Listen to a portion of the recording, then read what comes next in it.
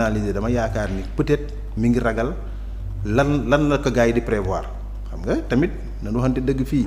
Macky bi mu fi nekkee booy yi dañ doon dee comme des mouches. waxuma nag moo rey wala moo joxe. mais on ne peut pas. mais ci magistère am la xewee. magistère am moralement il est responsable 70 personnes booy yi dee fii.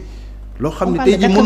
mënoo toog nga ni tey jii boobu ba tey mënuñu wax kan moo rey te yoo xam ne ay image ñi ngi taxaw ba tey mënuloo jàpp kenn ba li xewoon ci même bus bi ñu taaloon fii à Yarax yooyu yëpp jusqu'à présent kenn mënu la wax ñi ñoo rey ay doomu aadama ça pose un problème. et je me suis dit peut-être man dafa ragal ni xëj na ëllëg pour son immunité. su génnee ci champ politique bi et c'est de bonne guerre ñun arrivé nañu fi à une certaine période ñu nekkoon ci benn syndicat ñu dàquñu pendant 5 ans on n'a pas voulu quitter.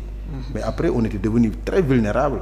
ñi doon xeexal ñoo doon boole le régime qui était en place mooy li ma lay wax convocation yëpp ñu ngi koy def. bu ñu demee ba tamit xam ne ñun aussi il faut que ñu am wéeruwaay ci la ñu créer suñu syndicat xam nga dëggal suñu bopp ci la ñu commencé respecter donc je me suis dit que peut-être moom dans ci calculam peut-être il s'est dit que bu ñëwee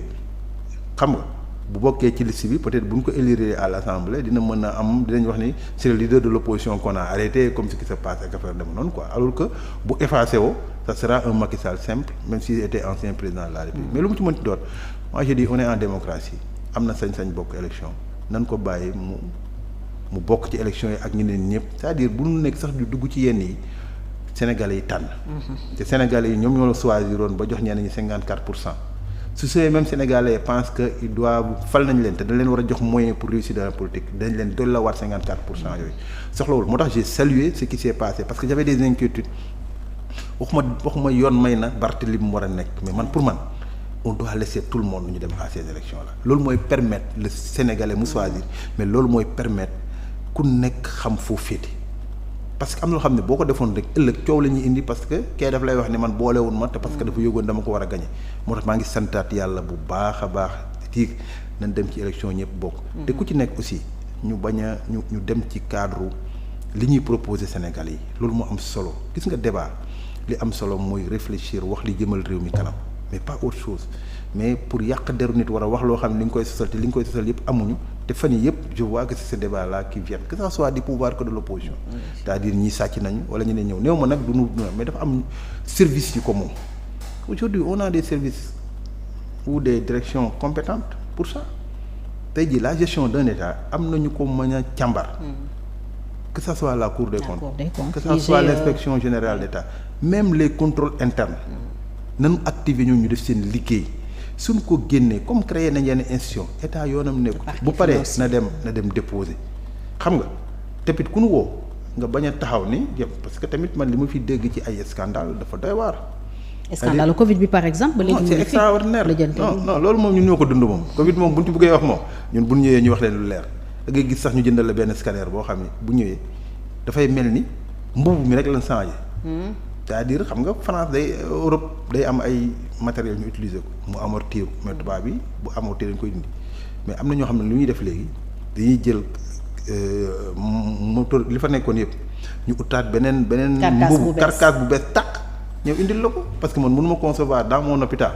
ñu indil ñu scanner boo xam ne bu ñu jënd la bu bees tàq laa la wax de ci période boobu scanner bi saa yu dawee presque moins de 6 mois wala 4 mois mu paan ba temps yi sax dafa paanoon alors que am na boo xam ne 2012 la fa nekkoon Modou Diagne Fada moo ñu ko indiloon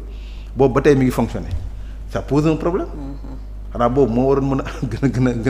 gën a am jafe-jafe mais boobu amul jafe-jafe mais bu bees bu ñu indi pul mu am ay problème ça pose un problème. ñu jeexal rapidement ci nooy évaluer tey tandem Diomaye Sonko ñu ngi doxal depuis 6 mois donte xëy na ñu ngi nekk ba tey ci teg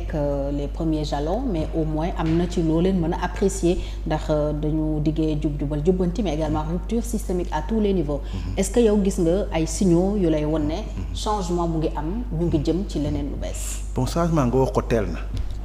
mais man intention laay wax et su ma tenir seen discours man gis naa ni. Ils ont envie que ce pays-là change. Maintenant, est-ce qu'ils ont les moyens de faire changer ce pays? Est-ce que pour mu loolu mu am il faut que ñun Sénégalais ñu am patience loolu fu mu am il faut que ñu accompagner ko mais man li ma gis ci jalons yu ñuy poser dans le cadre surtout de la rupture du respect de notre pays. C'est-à-dire on est dans un cadre africain. Je ne dis pas qu'on ne doit pas développer des relations avec d'autres pays mais avant la plupart de nos gouvernants que ça soit regarde dans la sous-région avaient une faiblesse vis-à-vis de certaines nations. Je ne dis pas, comme on a l'habitude de le dire, que dañuy bàyyi France def ñeneen, mais il faut que nos coopérations et nos relations ñu mun ko définir dans l'intérêt de notre pays, et ça c'est extrêmement important. Et sur ce point-là c'est positif. L'autre, ils ont entamé une réforme de la justice, parce que le problème majeur des Sénégalais avec l'ancien régime, c'est que Sénégalais bu nekk muy citoyen war nga xalaat ni yow mi am nga sa opinion wax comme sunu genre yi, mais boo demee ci justice doo ragal. yàlla man su may dem justice du ma ragal parce que je suis sûr que ni comme fay toog droit lay wax, te loolu bu amee am na solo leneen li ci des toog nañ aussi ils ont trouvé une situation boo xam ne c'est une situation difficile parce que endettement bi ngand na ngandaay boo xam ni ñu koy rembourser maintenant le FMI et la Banque mondiale, le FMI a voulu que ñu renégocie ñu signé mën leen ñu ne leen may leen ba lépp leer, donc ça c'est de la transparence aussi. bu loolu leeree aussi ñun après on trouvera des moyens pour que demain dans la loi des finances qu'on va voter en 2025 ñu rationaliser ko lépp loo xam ne ay dépenses de prestige la ñu teg ko lépp loo xam ne mbirum caaxaan la ñu wàññi ko ñu mën a dem. leneen li dama leen suñu réussir sur le plan économique tabax ay lu bëri ak lu mu rafet comme Macky Sall a eu à le faire muy TER muy BRT muy ay lépp lu rafet. te en démocratie dafa échoué ils ont échoué ñii aussi loolu laa leen di dénkuwaat c'est vrai mën nañ am rivalité politique mais lu ñu réussir dans le cadre du développement te réussiruñu sur le plan de la démocratie de permettre au Sénégal de s'exprimer ils ont échoué leen li ma leen demander aussi lépp lu ñuy def ci ay investissement na nekk investissement boo xam ne ça va créer plus-value. c'est-à-dire tey jii nga dem construire stade baax na mais nga aussi benn stade boo xam ne naan la 200 et quelques milliards la ça bu ñu ci defee benn compétition dinañ toog ay années te entretien bi sax moo ëpp lu leen fay def comme stade Abdoulaye Wade exactement wala nga ni tey jii damay alors que tu vas dans certaines zones xale yi terrain yu ndaw rek lañ soxla pour s'exprimer et les jeunes là ne peuvent plus s'exprimer ci rue yi nga leen di fekk ñuy football loolu mooy développement nga permettre booy yi nga xam ne ñu ngi jël gaal gi di dem pourquoi ces gosses là bien que man gëmuma ni ñàkk emploi moo tax mais il faudra que sur le plan de la communication sur le plan de la sensibilisation et cela doit commencer dans les familles, cela doit commencer dans les environnements, que nu ñuy waxtaan à travers vous les journalistes aussi des télévisions ngeen teg ko mu nekk débat pour que sénégalais bu nekk xam ne mën na metti tey mais suba dina neex et que moment muñ war na am mais moment muñ boobu aussi day fekk ñi nga xam ne tamit ñoo ñu digal ñu takk suñu ceinture ñoom aussi ñu takk seen ceinture lërës mooy fexe ba poste de responsabilité comme ni ñu ko digale woon ñu mettre ko en compétition bu ñu ko mettre en compétition appel à candidature ñu def profilage parce que mën nga bañ a def sax appel à candidature mais nga def ko ci profilage ba nga xam ne nit ki bu ñu ko falee kenn du am lenn li ñuy wax li ci des nag sénégalais yi laa koy wax que ñun ñëpp ñu xam ne ñun ñoo bokk suñu benn gaal je ne dis pas que forcément on doit être avec le pouvoir